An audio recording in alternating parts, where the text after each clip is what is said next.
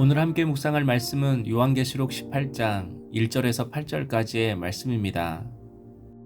이일 후에 다른 천사가 하늘에서 내려오는 것을 보니 큰 권세를 가졌는데 그의 영광으로 땅이 환하여지더라. 힘찬 음성으로 외쳐 이르되 무너졌도다 무너졌도다 큰 성 바벨론이여, 귀신의 처소와 각종 더러운 영이 모이는 곳과 각종 더럽고 가증한 새들이 모이는 곳이 되었도다.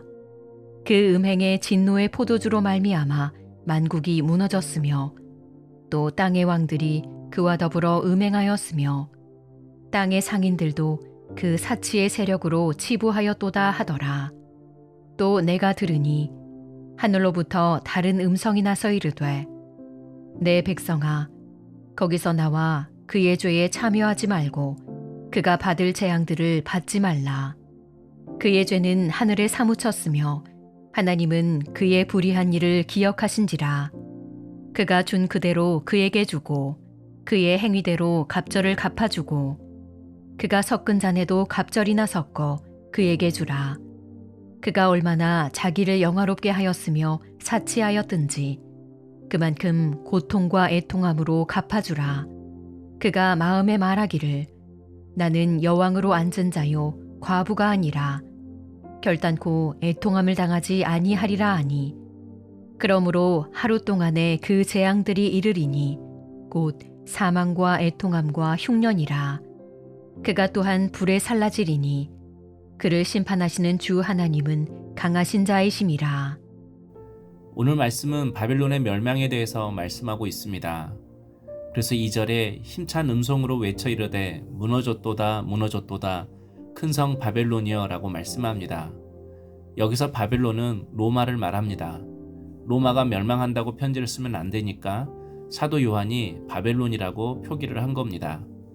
이처럼 무너지지 않을 것 같고 영원할 것 같은 로마도 결국 하나님의 심판 앞에 견디지 못하고 무너질 것이라고 말씀합니다. 그래서 세상에 영원한 것은 없습니다. 시편 90편 6절에 푸른 아침에 꽃이 피어 자라다가 저녁에는 시들어 마르니라 라고 말씀합니다. 힘도 물질도 권세도 영원할 것 같지만 결국 다 사라진다는 것입니다. 그런데도 세상 사람들을 보면 이 세상이 전부인 것처럼 살아갑니다. 마치 세상이 참된 행복을 주고 만족을 준다고 생각합니다. 하지만 문제는 성도의 삶도 그렇다는 것입니다. 그래서 오늘 말씀이 주는 메시지는 세상에 대한 환상을 깨라입니다. 아무리 부유하고 풍요로운 삶을 살아도 세상 길의 끝은 망하는 길이기 때문입니다. 여러분, 로마가 부흥할 때에 가장 좋았던 사람들은 누구였을까요? 3절에 땅의 왕들과 땅의 상인들입니다. 그런데 이들도 결국 순식간에 망한다고 말씀합니다. 로마 따라가다가 같이 망한다는 겁니다. 세상 따라가다가 같이 무너진다는 것입니다. 그래서 세상 길에서 얼른 나와야 합니다. 죄악 길에서, 육신의 삶에서 얼른 빠져나와야 합니다. 그렇다면 바벨론과 같은 이 세상 길에서 어떻게 하면 빠져나올 수가 있는 겁니까? 첫 번째는 하늘의 영권이 필요합니다. 1절에 2일 후에 다른 천사가 하늘에서 내려온 것을 보니 큰 권세를 가졌는데 그의 영광으로 땅이 환하여지더라 라고 말씀합니다.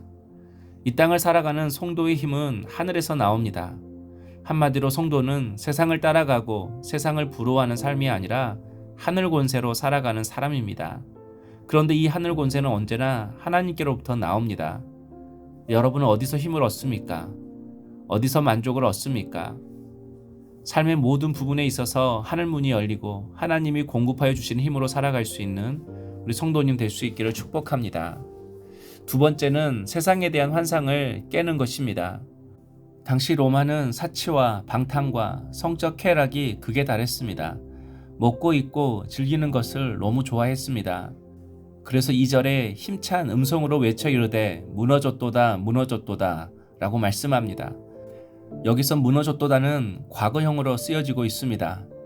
지금은 현재인데 왜 과거형으로 썼을까요? 주님이 미래의 시점에서 현재를 바라보는 것입니다. 지금은 화려하고 강한 로마이지만 주님의 눈에는 이미 로마의 결론이 정해진 것입니다. 스스로 쇠퇴해서 망하는 것이 아니라 최고의 전성기라도 하나님의 심판 때문에 망한다는 겁니다. 하나님이 툭 건들며 무너지지 않을 것 같은 로마도 하루아침에 무너질 수 있다는 것입니다. 그래서 로마에서 빠져나와야 합니다. 세상길에서 벗어나야 한다는 것입니다. 2절에 바로 그 이유가 나와 있습니다. 귀신의 처소와 각종 더러운 영이 모이는 곳과 각종 더럽고 가증한 새들이 모이는 곳이 되었도다 라고 말씀합니다. 바벨론이 귀신의 처소라고 합니다. 더러운 영들이 모이는 곳이라고 합니다. 겉으로는 화려해 보이고 강한 것 같지만 거기가 귀신 집합소라는 것입니다. 술집거리를 가보십시오. 간판들이 화려합니다. 그런데 술 취하고 서로 싸우고 음란합니다. 거기가 귀신 집합소이기 때문입니다. 그래서 천사는 바벨론이 각종 더럽고 가증한 새들이 모이는 곳이 되었도다라고 말씀합니다. 이 화려한 로마가 결국에는 그 화려함 때문에 망하게 된다는 것입니다. 그래서 성도 여러분, 될 수 있으면 영적으로 더러운 곳에서 빨리 나오십시오. 내 영혼을 죽게 하는 영적 어둠에서 빨리 빠져나오십시오. 4절에 또 내가 들으니 하늘로부터 다른 음성이 나서 내 백성아 거기서 나와 그 죄에 참여하지 말고 그가 받을 재앙들을 받지 말라라고 말씀합니다. 죄에 참여하면 재앙도 참여한다는 겁니다. 그래서 같이 심판을 받게 된다는 겁니다. 그런데 많은 성도들이 여전히 세상에 대한 마음을 가지고 있습니다. 그 이유가 첫 번째는 부러움입니다. 세상이 부러운 겁니다. 두 번째는 두려움입니다. 세상 사람들처럼 안 살면 손해볼 것 같고 안 될 것 같습니다. 그래서 포기를 못하는 겁니다. 하지만 과거 소돔 심판을 생각해 보십시오. 천사들이 직접 롯과 그의 아내와 딸들의 손을 잡아 이끌어냈습니다. 그런데도 롯의 아내가 뒤돌아봤습니다. 두고 나온 것들이 생각나고 아까운 겁니다. 주님을 따라가도 항상 세상의 미련을 두고 뒤돌아보면 소금 기둥과 같은 인생이 되는 것입니다. 99% 구원이 확실했어도 1%의 세상 미련이 그를 망한 인생으로 만든 겁니다. 그래서 믿음의 사람은 뒤를 돌아보지 않습니다. 찬양의 가사처럼 주님 뜻대로 살기로 했네. 뒤돌아서지 않겠네. 이런 믿음의 삶이 있어야 합니다. 사랑하는 성도 여러분, 세상 것이 좋고 화려해도 한 방에 무너질 수 있습니다. 이제 세상의 환상을 깨버리고 하나님에 대한 환상, 말씀에 대한 환상, 가정과 교회를 향한 하나님의 꿈과 비전을 마음에 품고 살아가시는 우리 성도님 될 수 있기를 주의 이름으로 축복합니다. 적용 질문입니다. 내가 속히 빠져나와야 하는 죄악의 자리는 어디입니까? 기도하겠습니다. 하나님, 음행과 사치로 가득한 바벨론과 같은 곳에서 속히 나오라는 주님의 음성을 듣습니다. 하나님이 미워하시는 마음과 행실을 버리고 순전하고 거룩한 주님의 백성이 되게 하옵소서. 예수님의 이름으로 기도하옵나이다. 아멘.